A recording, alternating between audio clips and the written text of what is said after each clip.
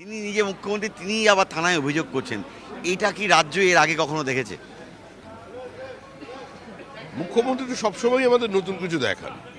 আমাদের মুখ্যমন্ত্রী তো কোনো সাধারণ ব্যক্তিত্ব নন, তিনি কবি, তিনি সুরকার, তিনি খড়গপুরে রাত্রি জেগে সাইক্লোনের গতিমুখ পর্যন্ত পরিবর্তন করিয়ে দিতে পারেন। তিনি সবকিছুই নতুন দেখান, এটাও তিনি দেখালেন। যে মুখ্যমন্ত্রী পুলিশ মন্ত্রী হয়ে নিজের ডিজিকে শোকজ করতে পারেন মেসিকাণ্ড কেন্দ্র করে, সেই মুখ্যমন্ত্রী তো অনেক কিছুই পারেন। তৃণমূলও আদালতে গিয়েছে, ইডিও আদালতে গিয়েছে। তৃণমূল বলছে তাদের তথ্য চুরি করে নেওয়া হচ্ছে, ইডি বলছে তদন্তে বাধা দেওয়া হচ্ছে। এগুলো মানুষ এই আলোচনাগুলো চাইছে না। বিশ্বাস করুন, আপনারা জিজ্ঞাসা করছেন, আমরা বলছি, কিন্তু সংবাদ মাধ্যম এর উৎসাহ আছে, রাজনৈতিক কিছু ব্যক্তিত্বের উৎসাহ আছে এ নিয়ে আলোচনা করার, কিন্তু মানুষের কোনো উৎসাহ নেই। মানুষ মনস্থির করে ফেলে যে তৃণমূলকে তারা বিদায় দেবে, আর তৃণমূল চলে গেছে, তৃণমূল আর নেই। এই মুহূর্তে কোনো সরকার নেই। উত্তরবঙ্গে তৃণমূল কংগ্রেস খাতা খুলতে পারবে না। এই যত বীর পুরুষদের দেখছেন না পুলিশকে সঙ্গে নিয়ে এই নদীর থেকে বালি তুলছে, বোল্ডার করছে, চুরি করছে,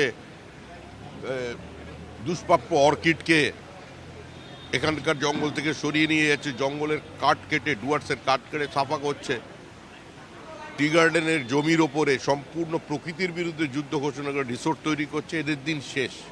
একটা আসুন উত্তরবঙ্গের তৃণমূল। শেষ প্রশ্ন শ্রমিকদা, এই শেষ প্রশ্ন, এই একদিকে তৃণমূল ইডির এই লড়াই, আর অন্যদিকে আপনারা সামগ্রিকভাবে ইডি সিবিআই এদের ভূমিকায় খুশি? কারণ এখনো পর্যন্ত লিপস অ্যান্ড বাউন্সে অভিষেকের নাম এলেও গ্রেপ্তার হয়নি, কিন্তু অন্য রাজ্যগুলোতে সেখানে কিন্তু ইডি তৎপর হয়েছে, প্রত্যেকটা ক্ষেত্রে মালিকরা গ্রেপ্তার হয়েছে। আপনারা এই প্রশ্ন আমাকে না করে ইডির কাছে গিয়ে করুন। আমি ইডির মুখপাত্র নই, এবং আমরা ওই ইডির ভরসায় খাল কেটে লড়াই করতে নামিনি। ইডি সিবিআই এর ওপরে ভরসা করে বিজেপি পশ্চিমবঙ্গে লড়াই করছে না। আমাদের লড়াই রাজনৈতিক লড়াই। ইডি সিবিআই এর দরজায় তালা লেগে যাক, এসআইআরও বন্ধ করে দিক, ইনকাম ট্যাক্স জিএসটিকে বলুন কাউকে নোটিশ না পাঠাতে, পুরনো ভোটার লিস্টেই ভোট হোক, তারপরেও তৃণমূল হারবে, আর উত্তরবঙ্গে তৃণমূল খাতা খুলতে পারবে না।